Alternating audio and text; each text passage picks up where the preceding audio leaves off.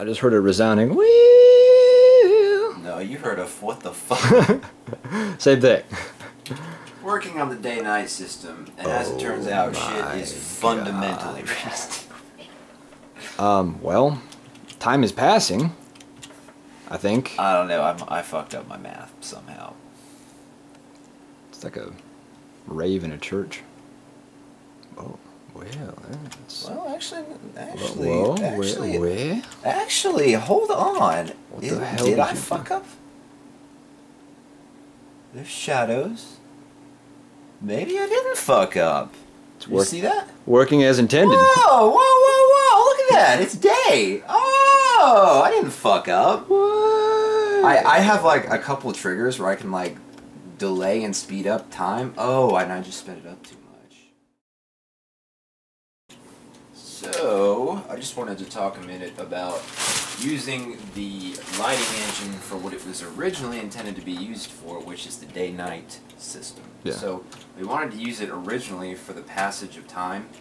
So I'm kind of like in the prototyping phase for doing that. We wanted to have like actual day-night cycles in ES with like the dynamic shadows like following the traversal of the sun in the sky and all that. Yeah. So just like, this is very basic. Like I have a directional light, some shit, some geometry that is like potential shadow casting, and like ignore that. For example, like the sun moving, ignore that too. Would be there. You see the shadows on the ground? Yes. That's like the passage of day and night with the directional shadows. So like we want to do with that, except we want it to like be cast from entities themselves and buildings and things like that. Yeah, anything with shadow volumes in it anything too. with shadow volumes. Ignore the reast. It's slightly reasted, but that's what it will be. Fine. That will be from the angle with the sun in the sky. So. Yep. Been doing a little bit of preliminary mathematics for this.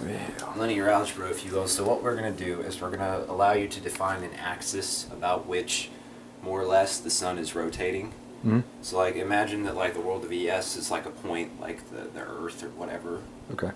And then the sun rotating about it, even though the fucking Earth rotates about the sun. Oh, you get what God. I mean? So you'll be able to say which axis it's rotating about. And right now, it looks like it'll be rotating about the y-axis the way that we've done it. If we want to actually, we're not sure if we want to honor like fucking Earth sun where it like rises east to in the west, east, east to west, you know, like if that's how we want to do it, or if we want like north south. But you'll be able to define an arbitrary axis about which it does this, and with a little bit of like easy vector math, I'm going to make it so that this is the plane of ES, basically what you see. Like at 0 hour, we're also gonna have a 24-hour time system. Yes. But we're gonna map it differently, like 5 minutes to an hour or something like that. But that'll be configurable at runtime. But anyway, so like the sun will do this, and it will slowly rise as the time of day gets later.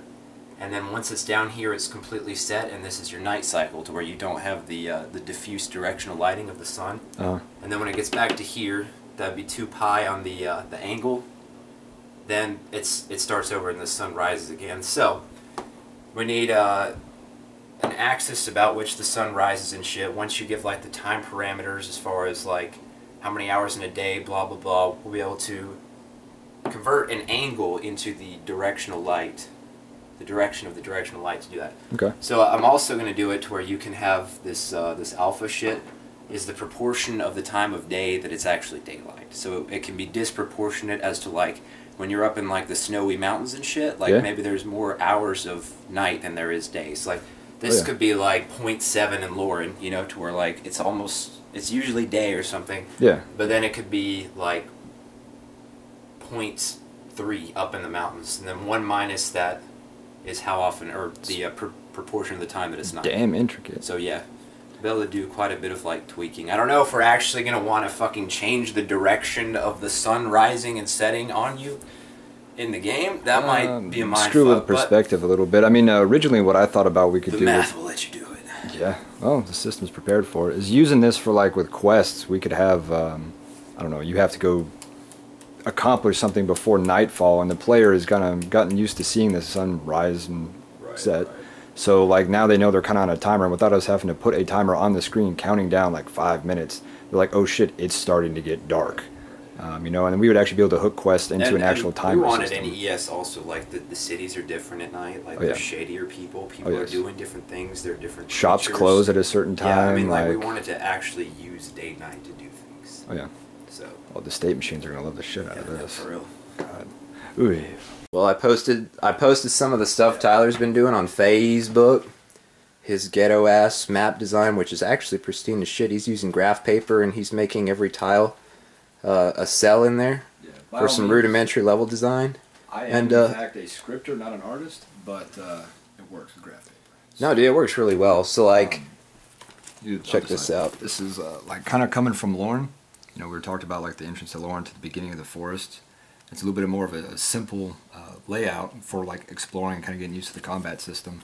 But then like yeah, this will be your first opportunity as the player to actually experience the exploration factor of ES outside of a town. I mean, you explore towns, and we want that to be in a town. But this is the first time you'll be able to like interact with enemies and shit like that. Coming back from there, like this is much more of a maze, and it's gonna be a little bit more advanced. You know, there's got a river running through. And yeah, put like chests and shit in and some of these like dead ends. Oh yeah, definitely. Or like you get a chest and you try and leave, and like some wasted fucking shit jumps. Pretty much like ES is going to be a very exploration heavy RPG. We really like RPGs that do that. Yes. There's two really large goals we wanted to achieve with ES. One, we don't think that most RPGs are good at exploration, and especially environmental interaction pisses us off. Every time you get a brand new RPG and you settle in, you get introduced to the character, you're like, oh sweet, I can't wait to go on this adventure, this is going to be so awesome. And you step out of the main city and you go to the fucking overworld map. I hate that. Where? Like, there is no exploration. And honestly, like, most RPGs put the effort into a battle system, except for fucking Pokemon, you have HMs and stuff, but one of the games we're taking a cue from is Legend of Zelda, because they really excel at environmental interaction. Yep. You can always cut shit down, use abilities, blow shit up, find holes in walls. So we want to mix that aspect of gameplay with the depth that an RPG has with the battle engine. So I think I got a couple of pictures from Patrick here with like the bushes and stuff he was working on. Oh yeah? Yeah. So that's really something we're trying to drive home with every level design and every environment, is what kind of shit can you do to interact. Can you cut down like large grass like in Legend of Zelda and find like rupees and shit? Not fucking rupees. We have our own currency. But also, like, walking through it, I mean, like, the environment should kind of rustle or react. I mean, you're moving through, like, a dense bush, like... Definitely. Here's a little bit better picture kind of showing its usage in, like, part of the entrance to Lorne. And I honestly, I hate RPGs where the world just feels static. I want to be able to walk in every goddamn house. I want to have a reason to open every cabinet, to check every nook and cranny. I want to be rewarded for that, and that's something we're really trying to endow ES with. Every house that you have that has a door that doesn't open, why is the house there? Exactly. I hate that shit. There's no point in having that. Put something else there. I mean, there's enough smoke and mirrors that happen in video games without taking content away from the players to like make your world seem overly large when like our world is this size. There's a door, you can go in it. Like, or if you can't, there's a damn good reason why you can't. And then you can eventually unlock said door. Well, we have made fucking astounding Somewhat. progress. It's still very recent, but so we're working on solving the issue of exactly what axis the sun's rotating about, because like I said, since we're in 2D, like the sun can't exactly rise in the east and set in the west, because then everything with a normal face in this direction is not lit. Yep. So Tyler came up with like a more hybrid approach. You might want to watch this. I was moving out because you're doing hand motions. Yeah, okay. He came up with a more hybrid approach to where like the sun is... Watch the tree trunk. Yeah. Watch the tree trunk. It's bump mapped right now to show like the sun rising and setting, and there's a little bit of bullshit going on. Don't worry about it. It's my fault. Yeah. But you can see the trunk. Yep. It's rising in the east. Now with this, the sun... See, that's shaded. The sun is passing directly through where the camera's at. Yeah, the sun is, it's passing through the Y equals Z axis, which in theory is where the camera supposedly is in our virtual space. Now you can see this end of the trunk is starting to get darker, showing exactly like the what content angle. part. Yeah, you see that? So I can speed up time real quick a bit, and then everything gets darker. Don't worry about the fucking solar eclipse. I fucked up. Yeah. And the specularity on that tree's off a little bit. I turned it off. But there, I'll make time a little faster, but you can see. Yeah, I made time really fast. Now the other trees you can ignore because those normal maps are completely wrong for those. There we go. That's what it looks like. Disco, Jesus. Day night. Alright guys, remember when I told you on last adventures in game development how I gonna make the forest all pristine and pretty and stuff, and then I actually claimed that I did so? Well, I fucking lied. It was horrible. It was inefficient, it used way too many tiles, and it was just looking bad. And I was in denial because at that point I hated this tile sheet so much because I sink so much time in it that I just wanted to be done with it. Fortunately, I fixed it, and beware, here is the Forest 2.0. The trees are actually taking way less space on the tile sheet, I think by like 15 tiles, so it's all good, and also we have some additional ground improvements.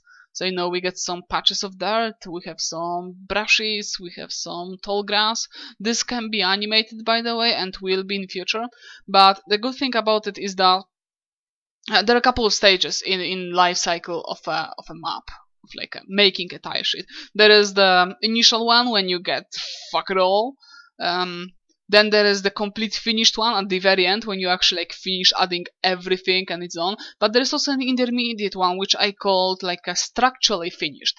And you know, without all, if you will disable all those brushes, which I can't because they share layer with another things, but the map is basically structurally done, as in all the major structures are there. So the houses and those trees, they're actually structures, and anything else is just adding stuff on top of it. So the brushes, they don't have to be there, they're just eye candy. The grass, the different ground colors, they don't really have to be there for the structure.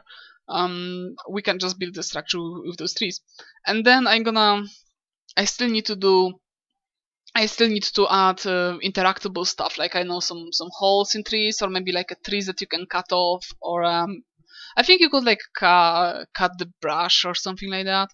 But the map still lacks life and interaction. I hope that most of the life will be provided by NPCs and mobs and players, but those like grass swaying on the wind will be pretty cool. Also maybe brushes. I see.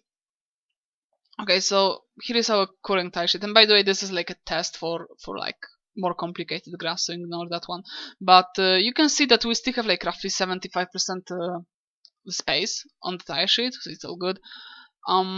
We could definitely add like animated brush, because I think for animation we could go away with like 3 or 4. Wait, 1, 2, 3, 2, 1. So that's 1, 2, 3, 4, 2.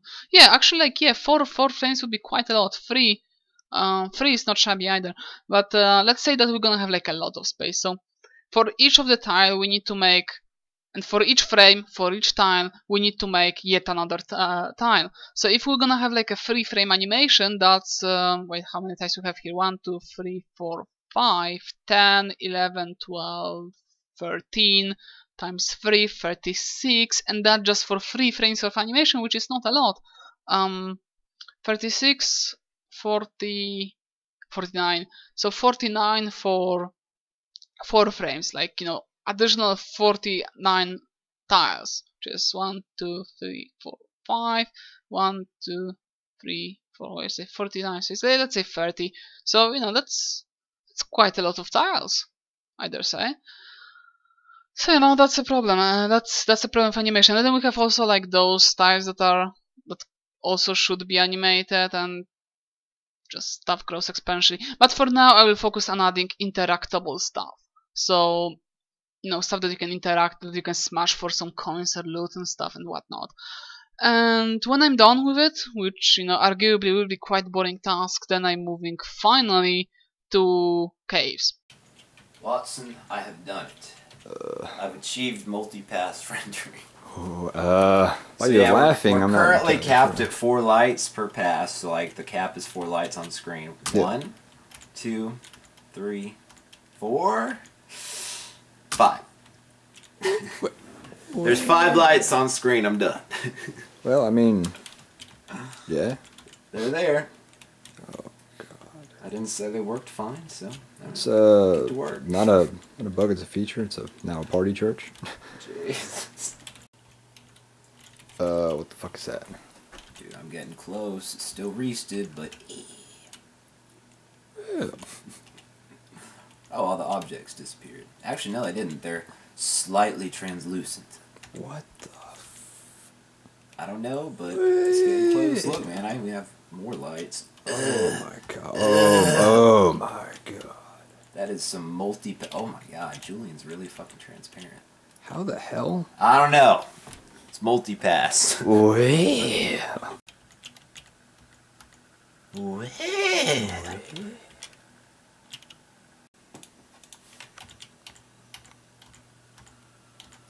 Jeez. Jesus.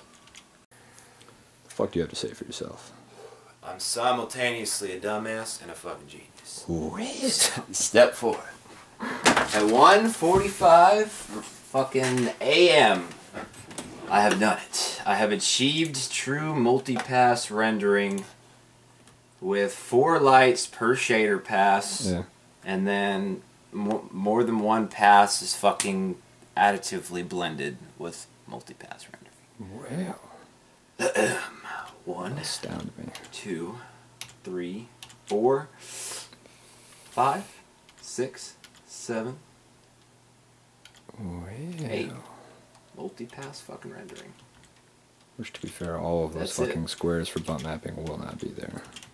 Now, the performance isn't so good because it's not culling anything. So actually it's running extremely well. If you consider the fact that it's literally re-rendering the entire fucking map for every pass, it's actually rendering everything on screen with all the bump mapping and every effect twice, because that's 2 passes.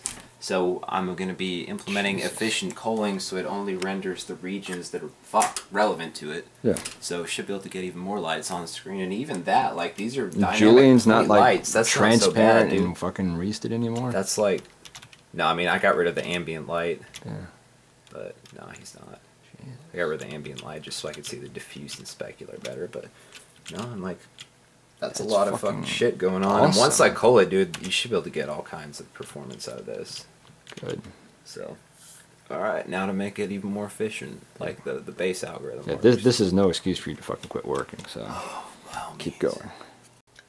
Alright, ladies and gentlemen, while all of you kiddies were in bed, we were not. It is almost 11 a.m. the next day. Feel like shit, look like dick, standard procedure. Let's check in on what we did before we die and wind up at the hospital or have a seizure. I spent the greater part of last night designing our first magical spell in the game. Oh, yeah. Wanted to start with something simple as a fireball, find out some states. Actually decided to make it a little bit more advanced than what you would normally see. Depending upon the where the actual fireball collides, distance from the player, it can deal anywhere from 25%, 60, 80, 100, or 60% damage. So my phone's gonna ring.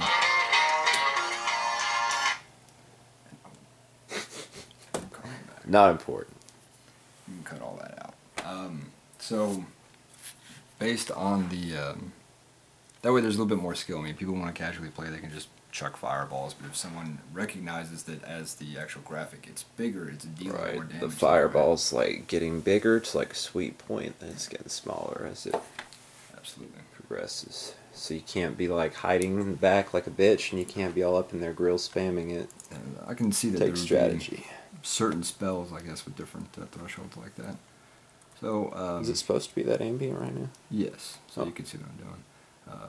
Again, equip the fire flower. Alright. I'm gonna go ahead and turn the lights off. Well.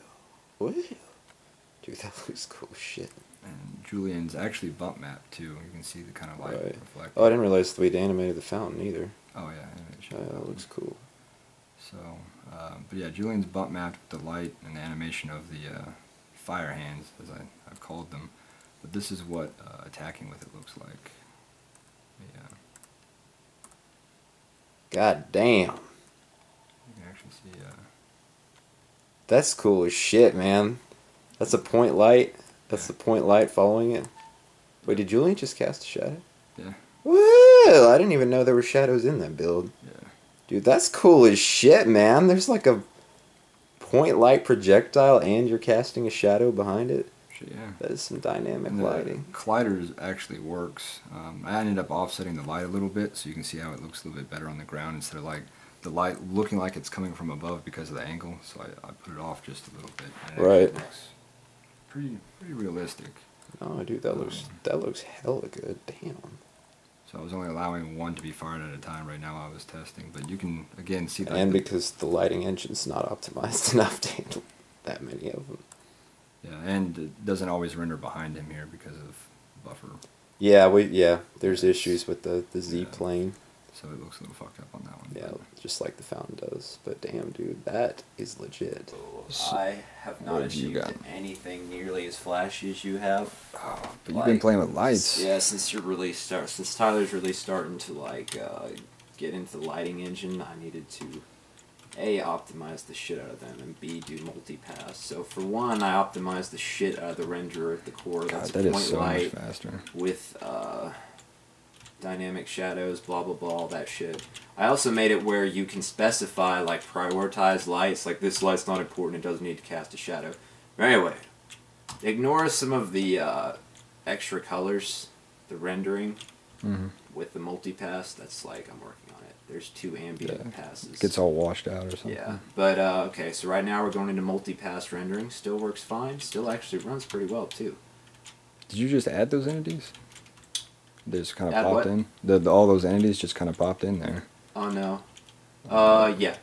Or they were cold or something. So anyway, I have light culling going on right now. So Yeah. lights on screen 1. So it's fast as shit. You start going up towards these lights. Slows down just a bit. 5.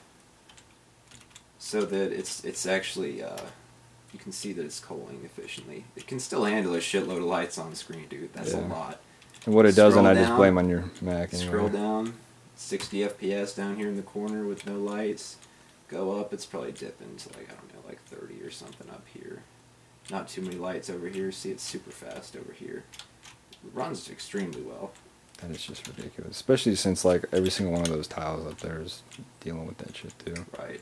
So in theory, you can have unlimited lights with 32 maximum rendered on screen simultaneously because of how I was doing some bit math behind the scenes. But your performance depends on how many are on screen, not how many are in the scene, because it's being culled efficiently. Yeah. I guess this is a really good test area since we never fixed normal maps. Yeah. Also, yeah, this is a lot more stressful because everything in this entire area is bump mapped right now. You can see the bumps. And all the The tiles bumps, are not supposed and I to be- broke the 3D camera, so I can't go into 3D. Yeah. But that's it. It's efficient as shit. Hell yeah, so now I can have like 100 fireballs, right? You have like 10 or something. Okay. Yeah, sure. Alright everybody, welcome to Connor's section of Adventures in Game Development. I made a demo for the main theme of Elysian Shadows, so when you turn the game on, this would be, these would be the chord progressions and notes that you'll hear, and the themes will be like reprised throughout the game in little spots and stuff, so I'll show you a bit of that.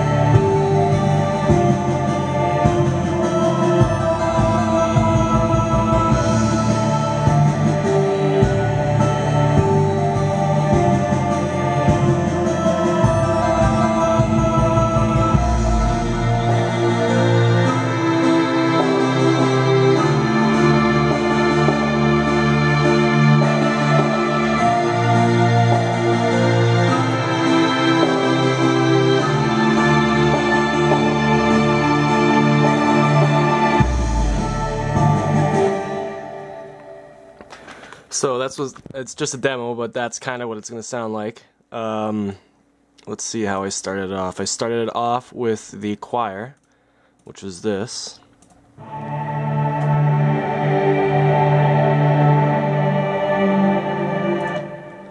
And once I had that, you know, because it has the, let me try and open this up, yeah. So down here, these are like, it's like the chord progression and the bass notes. So you have the chords going, and then this is the melody over top. So once you have the melody and the chord progression and bass, you pretty much just add everything else over top of it. I added some other melodies, if I can find them, which is this right here. So this is the 8-bit.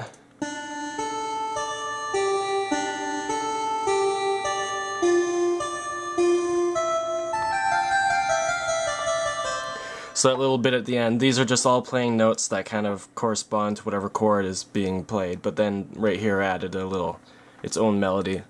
And there's also flutes, which are like super Golden Sun sounding, because Golden Sun is the best.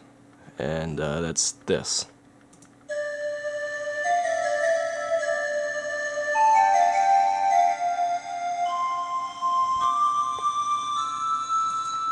So if you go back and listen to it, you'll be able to hear the flutes and the little 8-bit kind of chiptune stuff and whatnot. And after that, I just had to add drums, and I do this. So it's just a basic, like a bass drum and snare.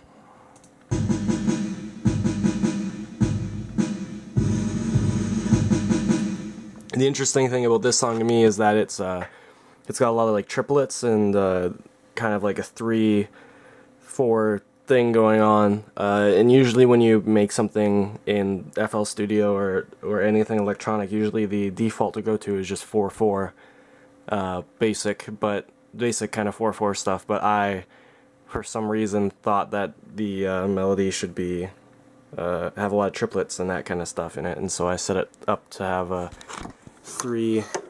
As you can see, there's 1, 2, 3, and then for each like bar there's 12. So it's kind of in 3/4, but it's still kind of in 4/4. It's kind of weird, you know, whatever.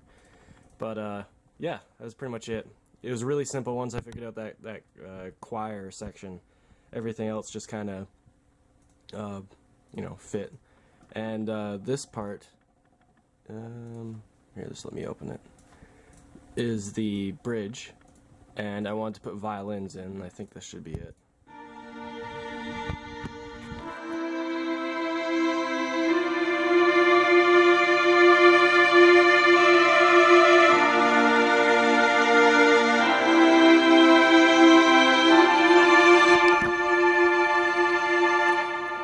Because I wanted the bridge to be kind of like uplifting, like, you know, you want to beat the game because it's so epic kind of thing.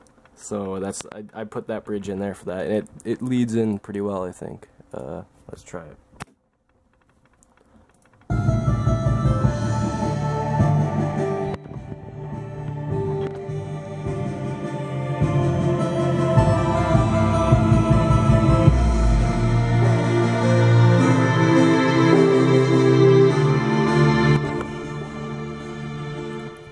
So you can hear the violins, you can hear a little bit of drums, the Golden Sun flutes are in there, and I put a little bit of brass. I usually don't put brass and stuff, but I thought this kind of fit. So.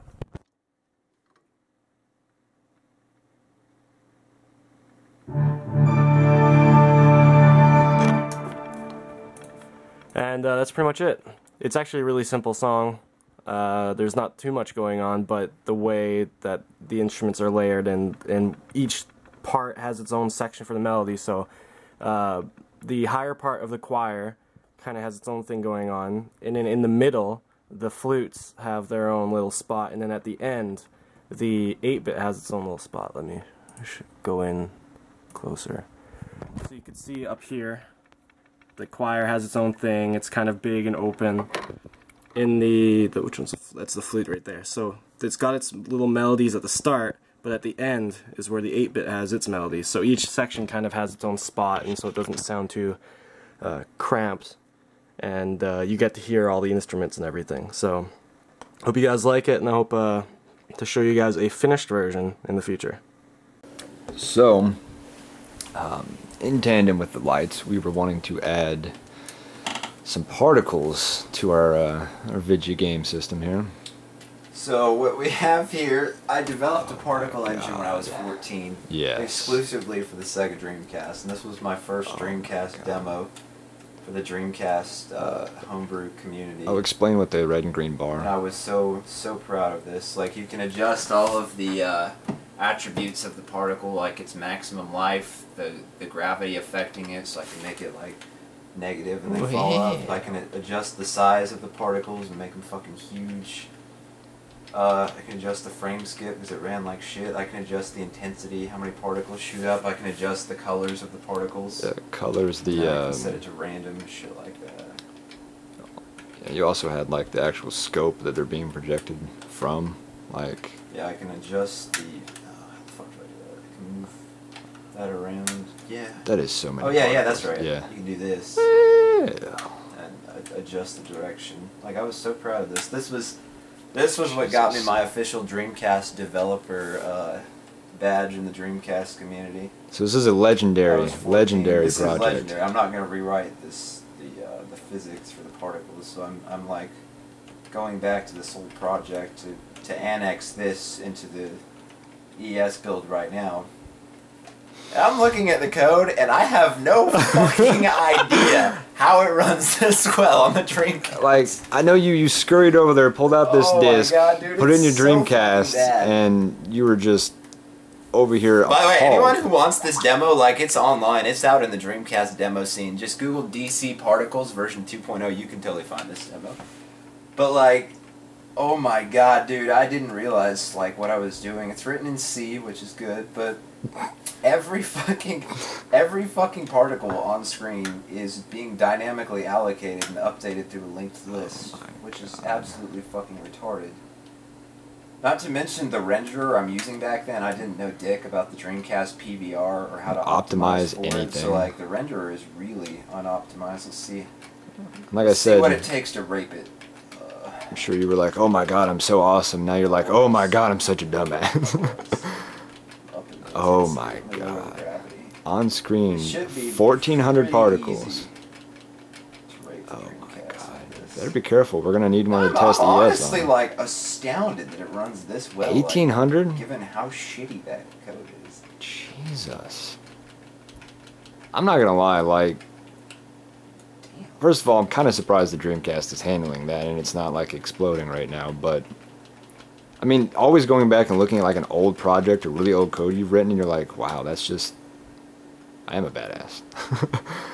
Yeah, I mean, shit. Wow. I know you can definitely rate it, like, don't get me wrong. It's not that pristine. Look at the bar on the left, it is flipping the fuck Yeah, out. that bar on the left is how much time is taken idle versus how much time is taken, like, rendering the scene, so you can see what percentage of the Dreamcast's processing time is just rendering the scene. But Yeah. So that's what our blood splatter is going to look like, and then we're going to need the rest of the processor to actually handle combat and like, we get some blood going on. Decrease that. water effects, sparks, flames. Yeah. You name it, this be used for all kinds of cool shit. Okay, so I want to show a cool way that I can get interesting sound effects or ambient tracks or whatever for Elysian Shadows. So if I have my turntable going and I have my scream, which is not on for some reason. That's why. There we go. Because I didn't have the volume pedal. But if I go...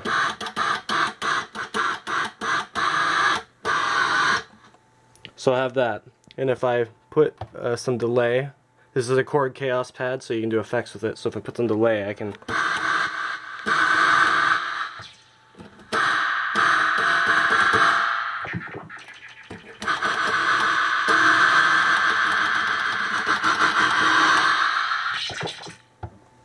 So I have that. But the cool thing is I have this. So I have my guitar pedal down here, which is coming out of the chord chaos pad. So if I put this on, turn this down, and I wish I had two hands to do this, but if I turn this on and I go like this,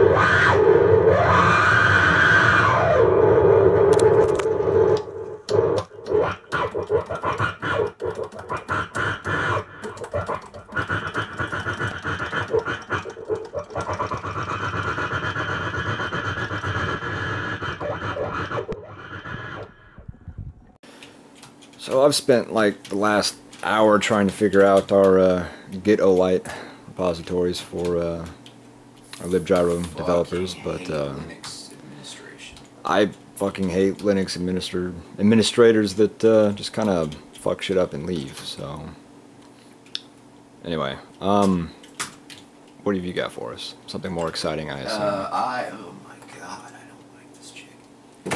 Yeah. Yeah, I do. So I've been like rage coding my ass off, going through the Dreamcast demo source code and completely pristinicating it because it was more or less like recent shit. So I have actually integrated.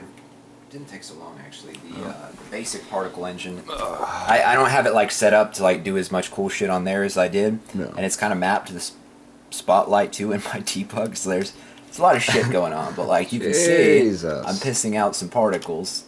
That's not quite the right direction, but No. Well, it's not really copying the direction of that. Okay, I lied. It's supposed to. That's wrong. But yeah, so it's got like a bunch of random colors and shit going on. I mean, it's there. It's there. Yeah, I got to do some work. That is. It's a little. Looks like Julian had a little bit Isn't it? too much to drink last night, and just It's is there. It runs puking well. It should rainbows run and a glitter. lot better than it Jesus. did on. I mean, it is. That's Yeah. impressive. I don't know if I can do it in 3D or what. I'm afraid to do it in 3D. Oh my God. Oh, never mind. Oh, I fucked up the 3D. Never Oh, mind. All right, never mind. God. All right, so whatever. Particles are slightly in. I'm fixing it. So next up, de-reasting that and then giving me textures. Yes. Alright, so I think I have everything that the Dreamcast did reproduced right now. I have like this little spotlight deal going on just because like there's various other complexity we have to take into account with our engine that we didn't have to do on the Dreamcast. Yeah. Because like we're doing Three-dimensional. three-dimensional stuff, and so like as much as it was inefficient on the Dreamcast, we have like additional processing we have to do because the particles technically need to be affected by light. They technically need to be in 3D and all that stuff. Yep. So there's still more tweaking I need to do, but I have like the basics down. Well, that and it's also, I mean, you can Right, see where it's so- supposed to be projecting, right? It's still following the path that the light is, or Yeah. no? No, I mean that's Oh. not really anymore. But Okay. okay, so let's see. This is the Jesus. I have like a million debug buttons wrapped. Oh god. Okay, so like there's some particles spewing, and then I have like rotation wrap. There's a shit. Dang. You can see that it is actually affected by the light, and it looks Yeah. pretty much fucking astounding. Yeah. So it running basically that you can have conversation, not trees, but graphs. You can be of any fucking complexity, like pointing to any conversation. So this basically just looped it back Yeah. to where it was. Let me just zoom through all this crap, and then, no, I do not, or yes, I do know the time. So now it's over. So that was it. Also, we have like in Chrono Trigger, it's not necessarily modal. It can be, it cannot be. There's like a minimum radius for like, okay, he's done talking to me. Oh yeah. Sort of a tension Talk. radius. Yeah, he's done talking to me. So you can have it modal, not modal. We have a lot of like really cool ideas, especially for Lua. The biggest part about this dialogue engine is the way that we are allowing Lua basically to do anything with like any input or any decision made by the player, or even any Yep. prompt. You can totally like make the guy like cast a fireball or give you items or weapons or whatever. There's Right. basically going to be a callback to Lua for potentially, you can set a callback for any individual screens, like screen whatever, Yeah. and then you can also set callbacks per screen per option, so you can have like a different function called for every option. So And Yeah. combine that with my state machines and message handler, the possibilities are literally also, if limitless. you didn't notice, like day and night was totally. Oh yeah, I was gonna say something like, is that safe Yeah, I to get- assume yeah. that that's the sun inside the church? That's the sun inside the church. Yeah. My bad. Ew.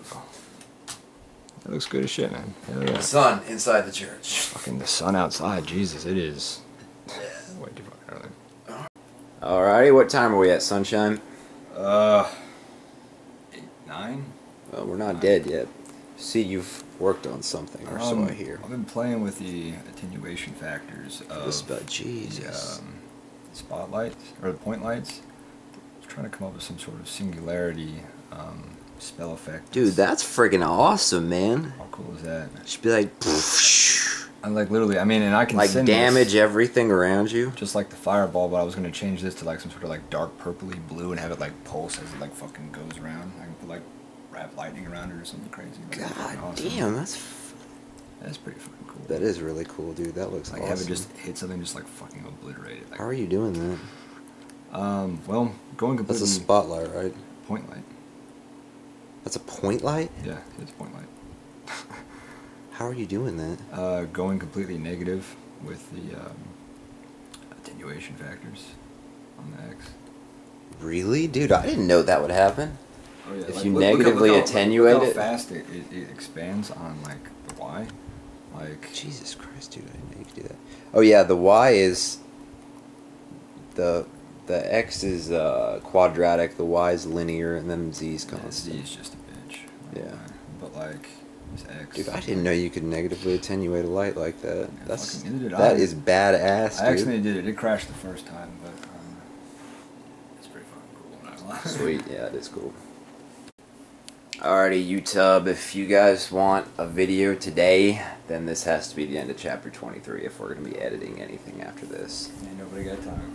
So I just wanted to say we've been like spending so much time deving on ES. We still have grad school and work and all this. We have work tomorrow. We've been up all night. But we're working our asses off because we believe in the product, and we're really trying to get ready for the Kickstarter this summer. That's really what we're focusing on, is getting shit pristine for that. We have a lot of like other really cool shit that's kind of secret, kind of not. We're working on a brand new website that I don't want to show you too much of, but it's super trendy for the supporting the Kickstarter and stuff. See, check it out, check it out, check it out. So we're doing some rebranding. We also have 2 other developers working with us right now for secret projects that involve porting libgyro to other platforms. I won't say much more than that.